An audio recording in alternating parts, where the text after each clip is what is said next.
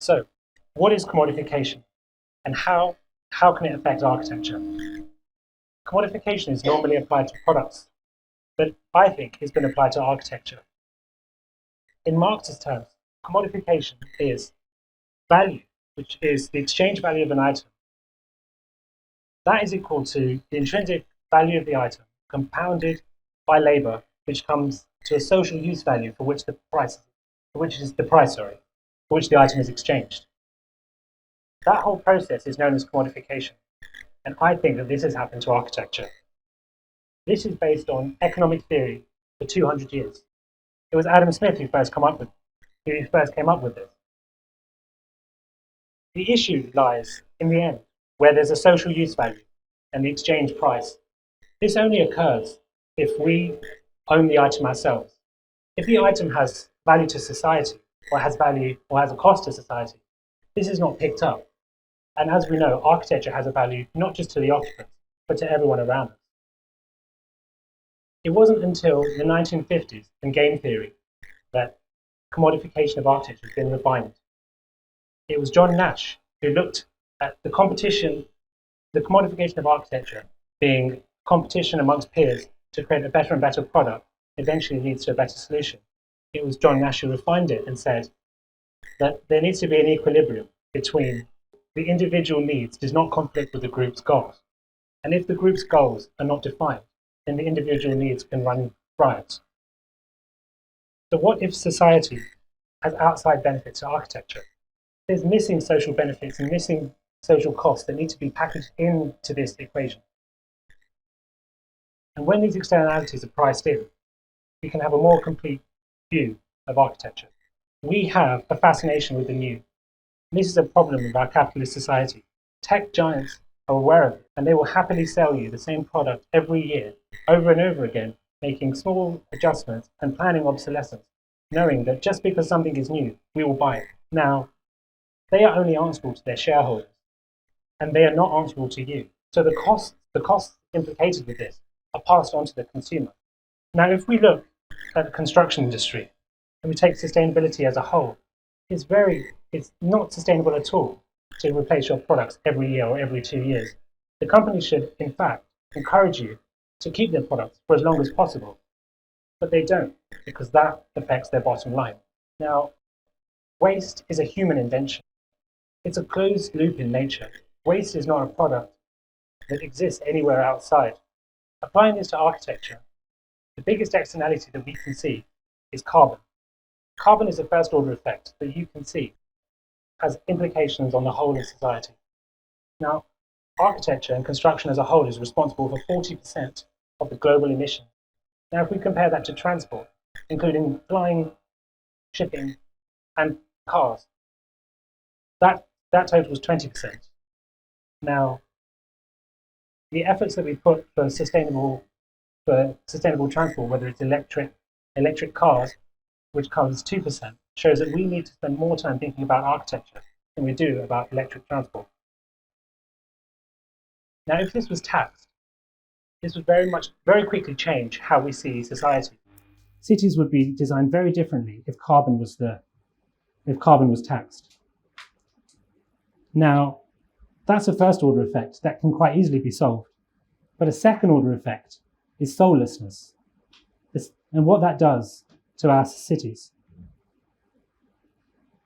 Through the Industrial Revolution, it was division of labor that meant that standardization of parts led to architecture, which was a kit of parts. And instead of being designed locally, built locally by local craftsmen, it was subdivided. Every single item was built and designed elsewhere, and it was brought together to create the buildings we see now.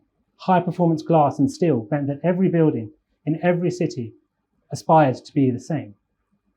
Now, this soulless space shows that if the society that values only the high performance architecture will eventually lead to the exact same thing. Buildings became taller and taller, and we worried less about the outside environment.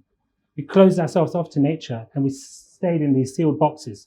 Now, this led to an international style, which I say has a problem. And this has a problem on society. it's not new. It's not a new idea. It's actually from the 1960s, but it needs a grassroots approach.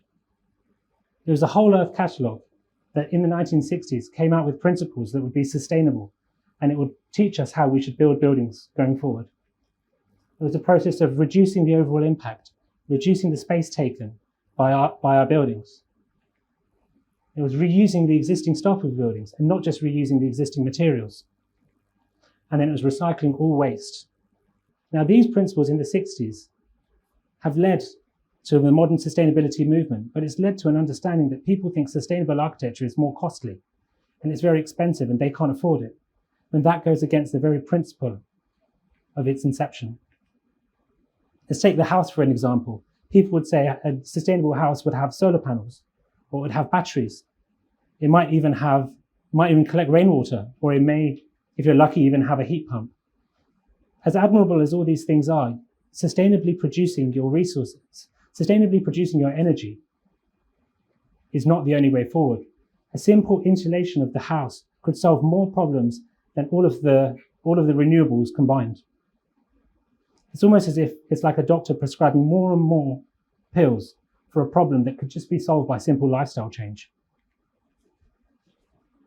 And if we don't do this, we put the burden on ourselves and not the developer to continuously provide for us the same style of housing, pushing the sustainable cost onto the occupier and not providing us with sustainable housing. So what's the solution?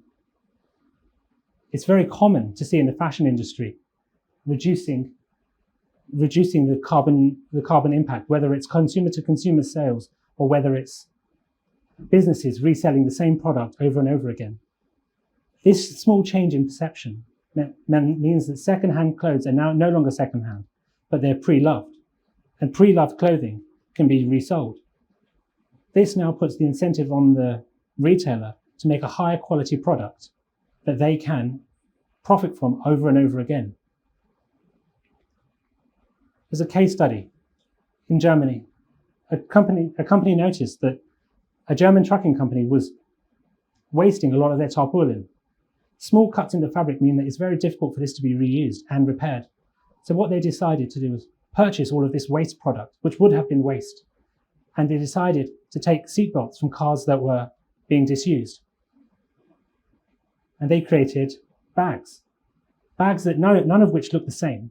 Every single one is different because it's projecting the idea of sustainability and reuse. They do not need to hide the fact that they are reusing. They want to show that this is the way forward. And this reuse is embedded in their architecture. They've made a tower statement showing reused shipping containers as becoming their headquarters in Germany. This imperfection is celebrated. And it's this that we should aspire to. In architecture, we already recycle materials. It's becoming quite common to have material banks where we use recycled material, we build, we modify if we can, and then if we need to destroy, we don't demolish. We deconstruct sensibly and sensitively and put that material back into the industry. But I think we should think even bigger. Why are we not recycling buildings as a whole? It's Jane Jacobs who said in The Death and Life of American Cities, where she studied what makes a good and just city. And it's culture only exists with the old buildings, and old buildings can only be inherited. You cannot build something old, and therefore culture is directly linked to old buildings. If you take any city, the most interesting portions and where the culture exists is where the old buildings are. It's very rarely where the new ones exist. So she's not alone in this. There's a subculture of architecture that didn't make its way through the modern movement in the 60s. A subculture of building locally, building sustainably, reusing where we can, and modifying over demolition. Now, we have an opportunity here to look back at the 60s and take the lessons of modernism, but reject the homogenization of architecture. Reuse has existed for thousands of years, where two buildings separated by 1,000 years, both having the same function, have been consistently reused for millennia, both built as churches, both then becoming mosques, both then becoming museums, both then becoming wealth stores, treasure stores, and then eventually both arms stores. And that led to the detriment of the Parthenon. But the buildings are layered with their history. And to remove that would be obscene. It'd be an act of vandalism. As I said, material banks seem to be new. But reusing material was the case 100 years ago, 200 years ago. The shop, Liberty of London, they decided in the 1920s that they've got enough money to build their own department store. And by building this, they decided not to use the timbers, not to use new timber. They decided to take the timber used in 2 World War I warships that had recently been retired. Now, apart from the effect of reusing something which is obviously admirable, they thought we should go more than that. We should have nautical references throughout our building, and our building will be the exact same length and the exact same height as HMS Hindustan and HMS Impregnable. The poetry of incorporating the design into the poetry of incorporating sustainability into the design is something we should all aspire to. Reuse. In Venice, it's very common to reuse. Demolition is never the first option. If anything, it's the last. And so this building here was a customs house in Venice, and it's been demolished. It's been built and refurbished every 100 years for the last 400 years. The latest refurbishment changed it to a museum, and the architect made a very key choice here. Rather than building new, he decided to separate the new and separate the old, repair of the existing and build something new, knowing that in the middle, after 100 years, he may have to have his work replaced. And by doing that, he left a gap between all new and all old. So even though he's building for 100 years, he's still going to have an easy deconstruction. Gaps left between columns, gaps left between existing structure and proposed, meant that even though we're building from concrete, we're building from something that was recycled, that will be recycled, and that is going to last at least 100 years. Now, this doesn't have to happen just in Venice, and it doesn't have to happen with only old buildings. It can happen with anything, whether it's a house turned into a showroom, using local marble, cutting the marble for mosaics and using the dust in the walls to create polished plaster. This is common in Italy, but it's not common anywhere else. In Cape Town, a grain silo was scheduled for demolition, and Heatherwick Studios decided, no, we can save this. We can save this silo and we can create the first museum of contemporary African art. And by doing that, they added new life to a building that was scheduled for demolition that was just a grain store. And rather than just carving into the atrium, they decided, let's take a grain, let's scale it up, and let's cut out the void that grain would have had in the existing silo. Small narratives that we can see that follow through the building. Things that you wouldn't know on first inspection that you can learn that make you start to love the building.